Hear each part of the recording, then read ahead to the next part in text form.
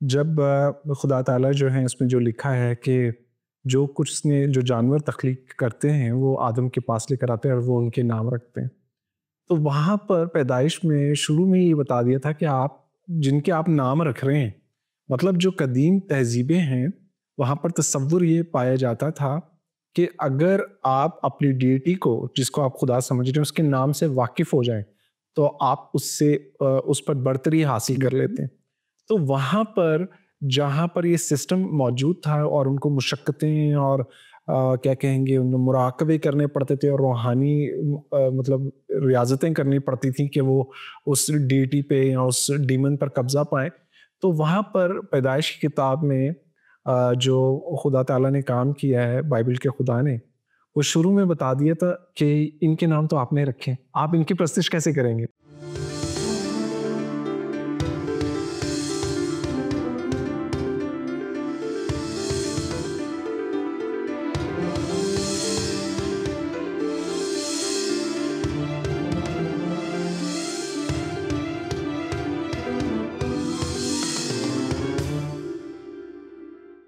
नाज़रीन, आपके पसंदीदा प्रोग्राम सच का सफ़र में एक मरतबा फिर खुशामदीद। ब्रदर जोम हमारे साथ हैं और आप हमारी सीरीज़ देख रहे हैं जिसमें एक अहमदी जमात के स्कॉलर थे, मुफक्किर थे। उन्होंने एक किताब लिखी 19वीं सदी के अवाइल में और उसका जो उन्वान था वो इस तरह से था कि इब्ताल अलूहियत मसीह, जनाब मसीह की अलूहियत जो हमारी बुनियाद है मसीह कफ़ारे की, कि खुदा ने हमारे लिए असली मौत पर उनके बेटे की सूरत में कुर्बानी दी है, इसलिए हमें निजात मिली है। तो उसको उन्होंने रद्द करने की कोशिश की है और वो उसके लिए उन्होंने अंजील का इस्तेमाल किया है जिस पर हम ईमान रखते हैं। तो ये हमारे लिए बड़ी मुश्किल का बायस था, क्योंकि आज भी ये एतराज़ात इस्तेमाल होते हैं, सिखाए जाते हैं और वेस्टर्न सोसाइटी के अंदर तो बहुत ज़्यादा, मार्केट्स के अंदर, स्कूल कॉलेजेस में जो लोग हैं वो इस तरह मसीहों से पूछते हैं, जो उर्दू स्पीकिंग कम्युनिटी है इस तरह के लोग हैं, और यहाँ पर भी पूछ लेते हैं। जो अहमदी नहीं हैं वो भी अहमदियों के इन एतराज़ात को इस्तेमाल करते हैं और हमसे ये बातें पूछते हैं। तो हमने सोचा कि हम इनकी बुनियाद में चले जाएं, उस सिस्टम का हिस्सा बने और देखें कि ये एक सवाल कहाँ से आते हैं। जुम्म भाई के साथ आप ये एक साथ पहले भी देख चुके हैं, कुछ किस्तें हो चुकी हैं और अभी हम सवाल नंबर 10 की तरफ हैं उस किताब में से। और जुम्म भाई, आपको वेलकम करते हैं और भरपूर तैयारी के साथ आए होंगे क्योंकि ये आपका फेवरेट सब्जेक्ट है जी। आप उनसे बहुत प्यार करते हैं अपने दोस्तों से। आगाज़ करते हैं सवाल से कि जो मौसूफ थे उन्होंने फरमाया अपनी किताब के अंदर, तमाम दुनिया की बुत परस्त कौमों ने दावा किया है कि उनके मुकद्दस लोग मुजस्सम खुदा थे। क्या उनका ये दावा दुरुस्त है? सफ़ा नंबर 2 है। सो देखिए, जब हम बुत का लफ्ज़ इस्तेमाल करते हैं तो there has to be a clear distinction कि बुत और मुजस्मा क्या चीज़ है। हमारे यहाँ थोड़ी सी कन्फ्यूजन है। देखिए, इस साहब ने मुझसे कहा कि साहब आप अपने चर्च में बुत लगाते हैं। मैंने कहा साहब अपने कॉन्सेप्ट को ठीक करें, हम अपने चर्च में मुजस्मे लगाते हैं, बुत नहीं लगाते। अब ये कि दोनों में फ़र्क क्या है? अकॉर्डिंग टू, आप देखिए कि जब आप यशाया पढ़ते हैं, यशाया 44 पढ़ते हैं और कोरिन्थियंस पढ़ते हैं, तो उसमें आप पढ़ते हैं कि बुत बुनियादी तौर पर कोई चीज़ नहीं है। बुत कोई ऐसी चीज़ है जिसकी कोई एग्जिस्टेंस नहीं है। तो मालूम ये होता है कि फिर लोग एक ख्याल को खुदा बनाकर उस अनदेखे खुदा की एक शक्ल बना देते हैं, जिसके लिए यशाया में 44 में बहुत जो है मना किया गया कि साहब आप ये काम ना करें। आपने खुदा को देखा नहीं है तो आप खुदा की शक्ल बना कैसे सकते हैं? तो देखिए कि जब हम ये कहते हैं, अच्छा, तो उन साहब ने मुझे कहा कि ये जो आप कह रहे हैं कि मुजस्मे लगाते हैं, बुत और मुजस्मे में बुनियादी तौर पर फ़र्क क्या है? मैंने कहा देखें साहब, बुत जो है वो अकीदे की बुनियाद पर बनता है और मुजस्मा जो है वो अकीदतन बनता है। दोनों बातों में फ़र्क है। एक खूबसूरत लड़की जो मेरी महबूबा हो, उसका अगर मैं एक मुजस्मा बना देता हूँ तो मुजस्मा ज़रूरी नहीं है कि बुत हो। मतलब आम ज़ुबानों में इसमें डिस्टिंक्शन नहीं है, मगर बाइबल इसको डिस्टिंक्ट करके पेश करती है। बाइबल ये कहती है, ईसाई में जब हम पढ़ते हैं तो बाइबल ये कहती है कि तुम कभी देखते हो कि ये लकड़ी जिसकी तुम बुत बनाते हो, ये वही लकड़ी है जिसका आधी लकड़ी का तुम बुत बना देते हो और आधी लकड़ी का तुम वो आग में झोंकी जाती है, चूल्हे में झोंक। उसकी वैल्यू क्या है? यस। ये उसकी क्या वैल्यू है? अच्छा, दूसरा अच्छा, बुत क्यों कहा गया उसको? कभी कभी मुजस्समा बुत बन जाता है। उसकी बुनियादी वजह क्या होती है? एक तसव्वुर रहा है कौमों में, पिछले ज़माने की कौमों में एक तसव्वुर रहा है कि साहब जब हम खुदा की कोई छवि बना देंगे इस तरह की, तो खुदा की जो स्पिरिट है या खुदा जो है वो इसमें हाउस करेगा आकर। फिर लोग अकीदतन उसको वो वैल्यू देना शुरू कर देते हैं और खुदा को ये बात एक्सेप्टेबल नहीं है उसके यहाँ, खुदा के बराबर खड़ा कर देते। बिल्कुल। तो ये गयूर खुदा इस चीज़ को बर्दाश्त नहीं करता। वरना देखिए कि अगर मामला ये हो कि सिर्फ हर मुजस्मा बुत हो, तो फिर आप जानते हैं कि अहद के संदूक पर भी 2 मुजस्मे बने हुए थे, छवि है वो फरिश्तों के जो बना होता है ऑफकन। तो वो फिर बुत क्यों नहीं है? बुत मुजस्मा उस वक्त बनता है जब आप उसको खुदा की जगह देते हैं। ये नहीं करना चाहिए। तो चूंकि इनिशियल स्टेप के लिए कहा गया यहीं रोक दो इसको, तो इस वजह से कि ये आगे जाकर कोई कॉम्प्लिकेशन पैदा ना करे। अब आपको थोड़ा सा दोहराना पड़ेगा अपना सवाल। उसका पॉइंट ये था कि जो बुत परस्त कौमें हैं वो भी दावा करते हैं अपने लोगों के लिए कि वो मतलब मुजस्सम खुदा। तो अगर आप ये कह रहे हैं कि सब बुत की एग्जिस्टेंस कोई नहीं है, ये ख्याल है जिसको आपने खुदा बना दिया, तो फिर आप एक तरफ ये मानते हैं, अगर आप ये मानते हैं कि सब बुत की एग्जिस्टेंस कोई नहीं है, फिर आपका ये कहना कि बुत परस्त कौमें उसको खुदा मानती हैं, तो ये कॉन्ट्रडिक्शन इन टर्म्स है। ठीक है, एक चीज़ है ही नहीं और आप पहले से जानते हैं कि वो नहीं है, फिर वो खुदा कैसे हो सकता है? ठीक है सर। क्राइस्ट के बारे में ये कि वो जीती जागती शख्सियत हैं और इस ज़मीन पर एज एन इनकारनेट गॉड, हम खुदा पूरा नहीं लफ्ज़ इस्तेमाल कर रहे, हम इनकारनेट गॉड कह रहे हैं, यानी खुदाई मुजस्सम। यानी खुदाई मुजस्सम की शक्ल में आप क्राइस्ट को ज़मीन पर देखते हैं। वो चलते हैं, फिरते हैं, लोगों से इंटरेक्शन करते हैं, लोगों को शिफा बख्शते हैं। वो दावे ऐसे करते हैं जो क्लेम हम जब पढ़ते हैं तो ऐसा अंदाज़ा होता है कि साहब ये आम इंसान की क्लेम नहीं है। मैंने पहले भी कहा था अपने पिछले प्रोग्राम में कि मामला सिर्फ दावा करने का नहीं होता, उस दावे को साबित करने का भी होता है। तो अगर कौमें दावा कर रही थी कि ये खुदा हैं हमारे, तो कौमें तो कुछ भी कर सकती हैं। कोई तो इंसान कैसा भी दावा कर सकता है, साहब ये मेरा खुदा था, ये मेरा खुदा रहा है। बैकग्राउंड, एक्चुअली हमारे पास बैकग्राउंड नहीं है कि ये जो मिथ्स हैं, जिनको मिथ्स कह रहे हैं, आप देखिए कि बाल का जिक्र है बाइबल में, और भी मतलब दूसरी डेइटीज का जिक्र है, विस्तारात हैं। हाँ जी बिल्कुल, इनका जिक्र है।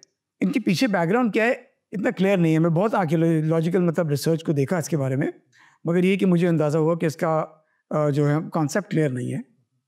तो अगर ख्याल ने उसको वो बना दिया, फिर कुछ ये भी लोग कह रहे थे कि साहब एक्स्ट्रा टेरेस्ट्रियल कोई विजिटेशन है, वहाँ से मतलब लोग आए और उन्होंने आकर मतलब कुछ अजीब काम किए, तो लोग उनको खुदा समझने लगे और इस तरह की बातें।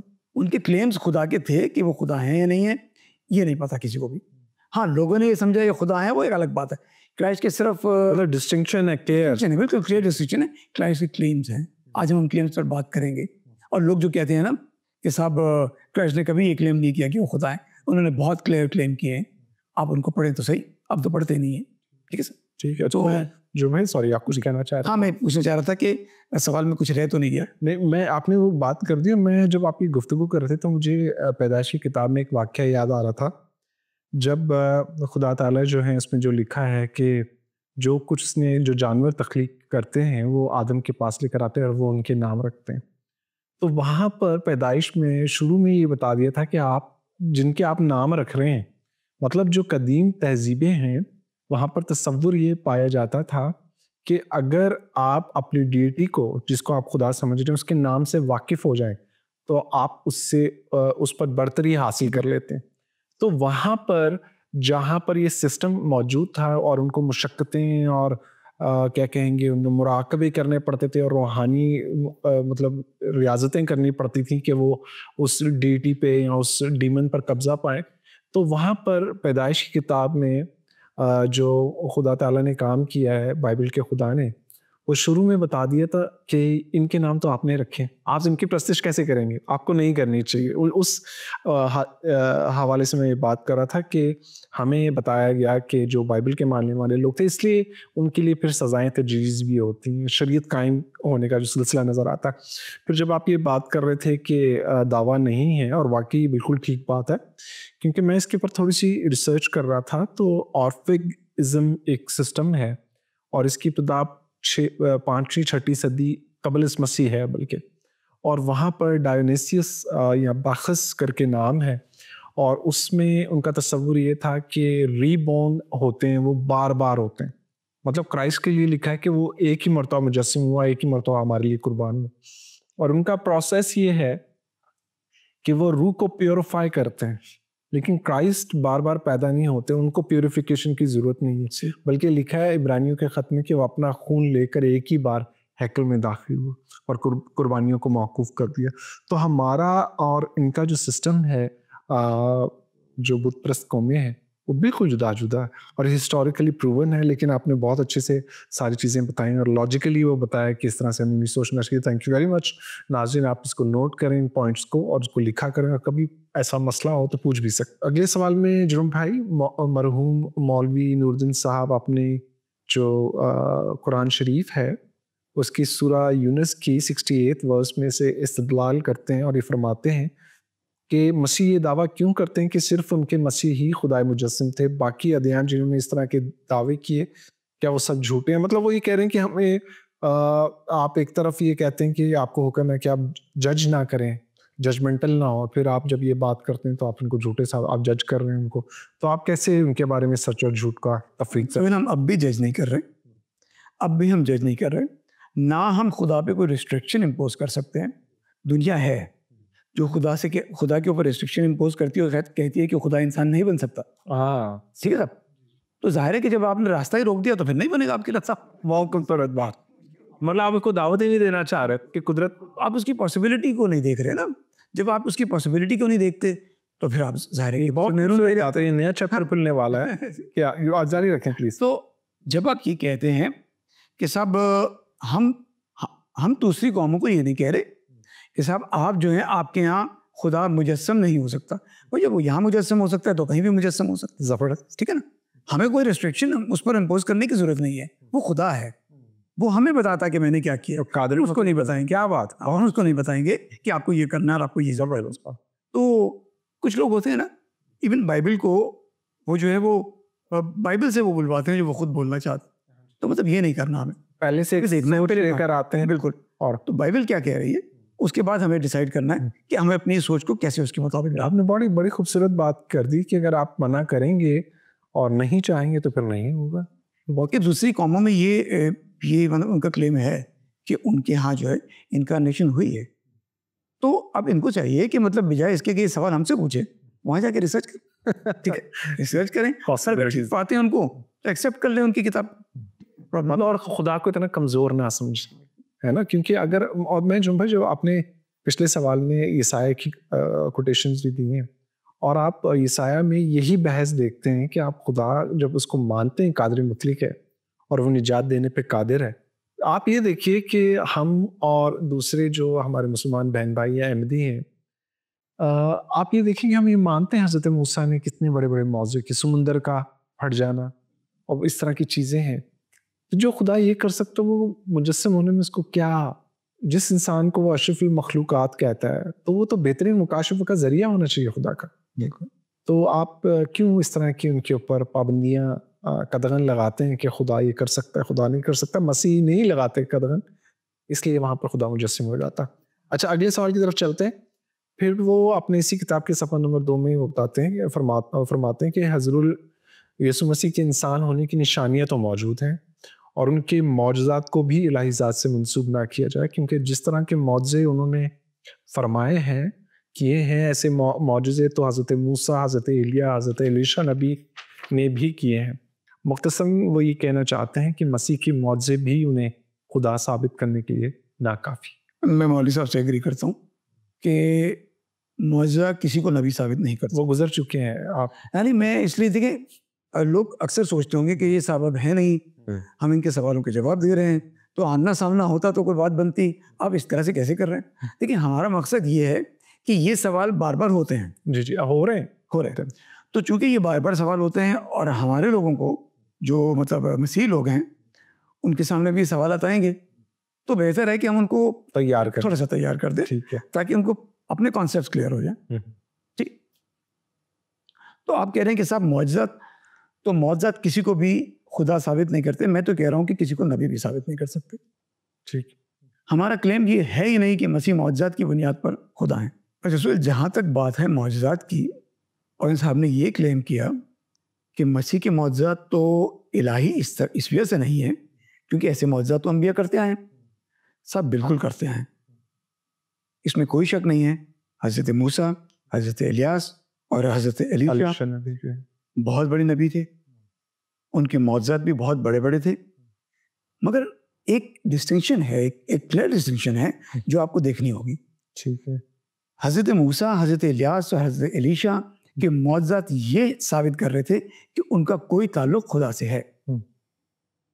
मसीह के मौजज़ात सिर्फ ये साबित नहीं कर रहे कि आपका ताल्लुक खुदा से है, ये बता रहे हैं कि एक तो आपका ताल्लुक खुदा से है, दूसरा आपके क्लेम्स को वेरीफाई कर रहे हैं, तीसरा आपके इख्तियार को साबित कर रहे हैं। तो एक क्लियर डिस्टिंक्शन है जो आप देख नहीं रहे। आप देखिए कि आपको दूसरे अंबिया डिपेंडेंट लगते हैं, क्राइस्ट आपको डिपेंडेंट नहीं लगता। ठीक है साहब। तो आज मैं जिस बुनियाद पर क्राइस्ट को कहता हूं कि ही इज इनकार्नेट गॉड, वो आपके क्लेम्स हैं, आपके इलाही या खुदाई के क्लेम्स हैं, खुदा होने के क्लेम्स हैं। जो लोग कहते रहते हैं कि साहब आपने खुदाई का दावा नहीं किया। खुदाई का दावा इस तरह से नहीं होता कि आगे एक इंसान कहे कि मैं खुदा हूं, ऐसा नहीं होता।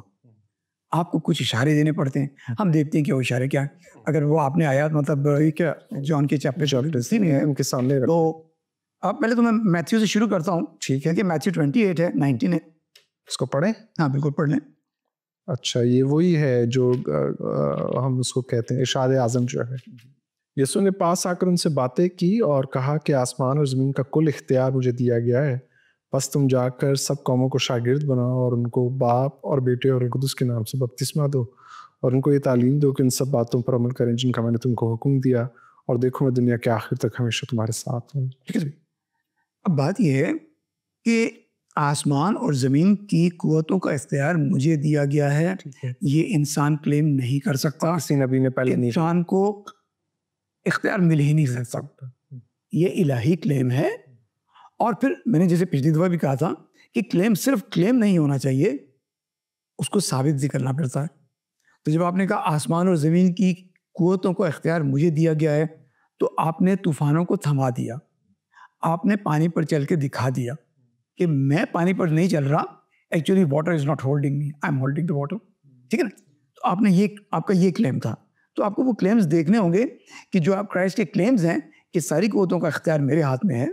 फिर जैसे मैंने कहा कि चीज़ों को नेज़ से हंस कर देना, सिर्फ वो रोटियों और मछलियों को इतनी सारी रोटियों और मछलियों में तब्दील कर देना, तो ये आपके क्लेम की वेरिफिकेशन है। जैसे मैं कह रहा था कि क्राइस्ट की जो है मौजज़ात कुछ फ़र्क हैं, वो आपके क्लेम्स को वेरीफाई कर रहे हैं। आपके मौजज़ात क्लेम्स को वेरीफाई कर रहे हैं।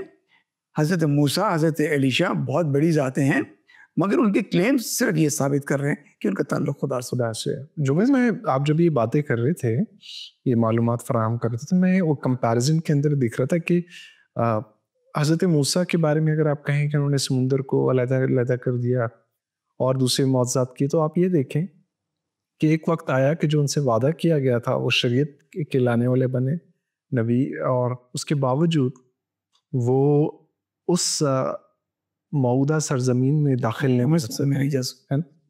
और हमें हज़रत एलीशा के एक वाक़या है, उसमें वो ख़ुद परेशान होते हैं और हैरान होकर ये बोलते हैं कि खुदा ने बातें मुझसे छुपाई। अगर आप सहीफ़ा जो है क्रॉनिकल्स को जब इनके बारे में हम वाक़यात पढ़ते हैं तो हमें उनके बारे में पता चलता है। और आप सबसे बड़ी बात ये देखें हज़रत एलीशा की कि वो हज़रत एलिया से इल्तमास करते हैं कि आपकी जो बरकत है उसमें से मुझे दी जाए। मसीह का हमें ये नज़र नहीं आता, ना हो किसी कंपेयर करते। डिफरेंट एक्चुअली लोगों ने पढ़ा नहीं है, अंबिया के बारे में पढ़ा नहीं है, अंबिया का कंपैरिजन क्राइस्ट के साथ किया नहीं है।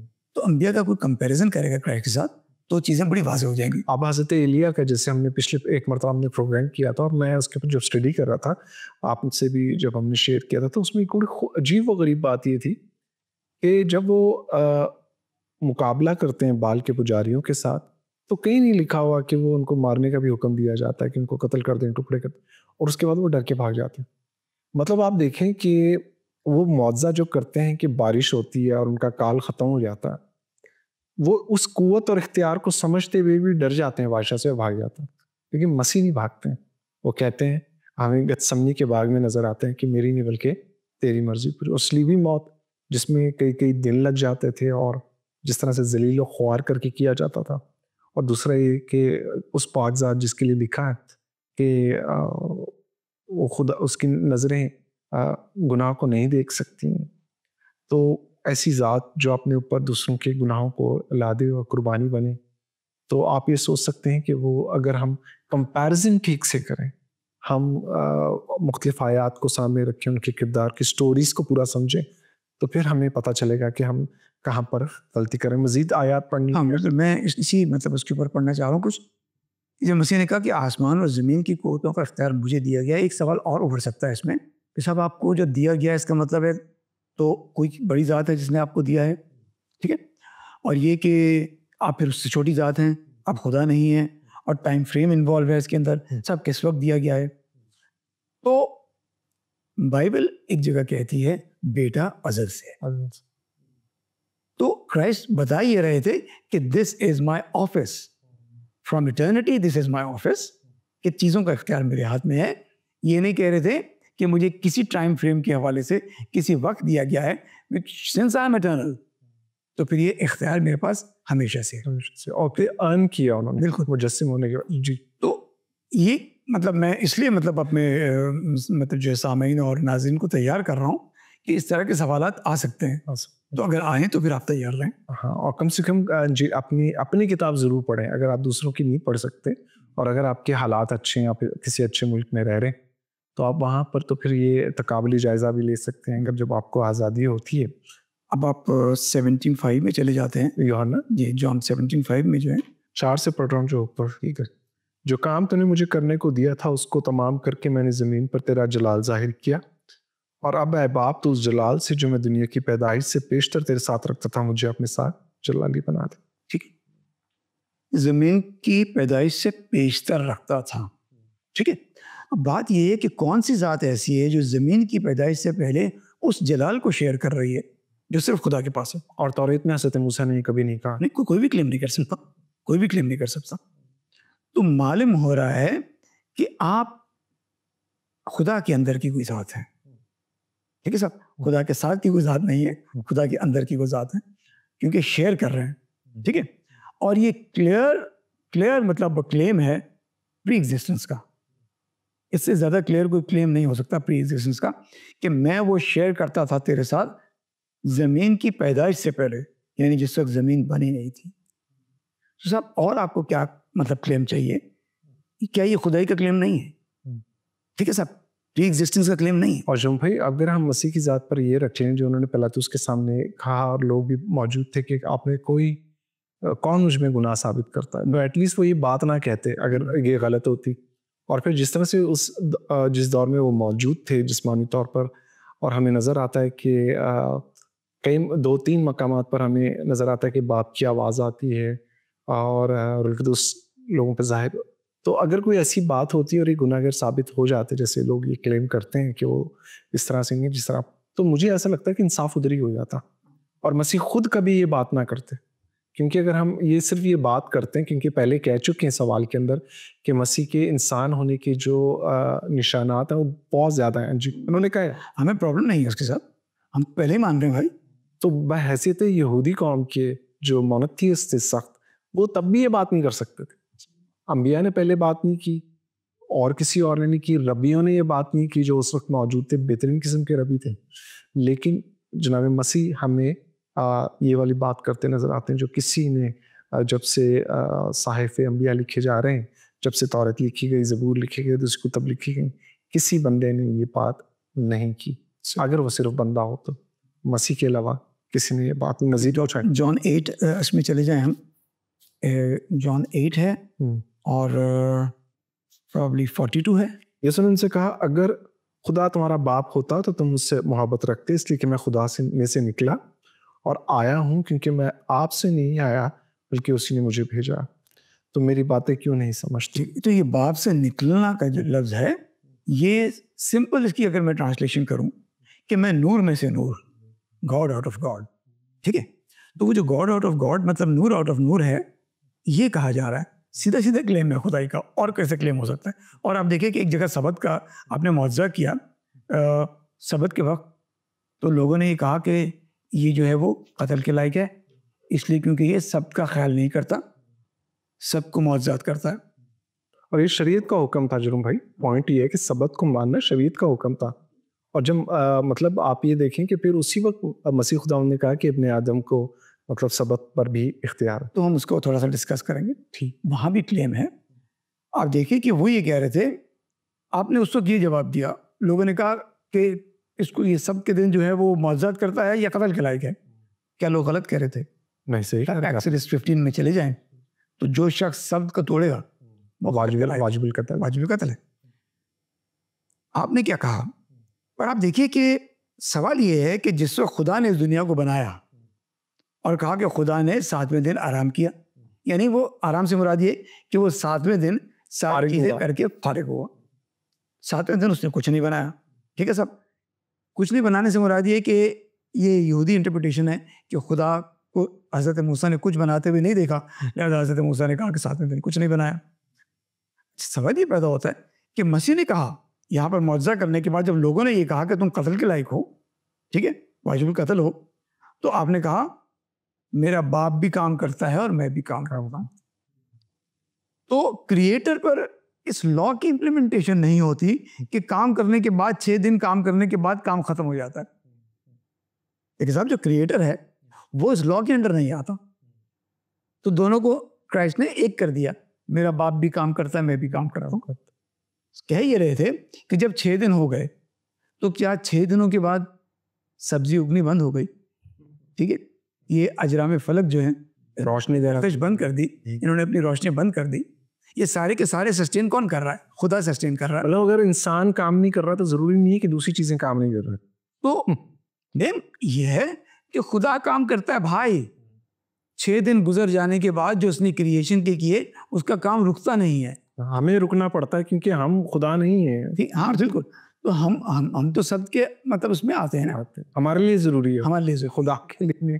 तो ये क्राइस्ट कैसा क्लेम कर रहे हैं कि मेरा बाप भी काम करता है और मैं भी काम करता हूँ, फिर इब्ने आदम जो है वो सबत का मालिक है, तो कैसे मालिक है भाई आप सब?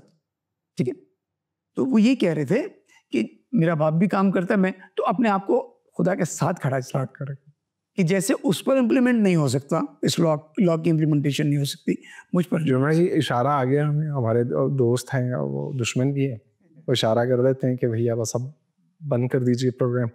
नाज़रीन, इसी बात के साथ प्रोग्राम को यहाँ ख़त्म करते हैं। हमें इशारा मिल चुका है, अगले प्रोग्राम में मिलते हैं, तब तक के लिए इजाज़त दीजिएगा। खुदा हाफिज़।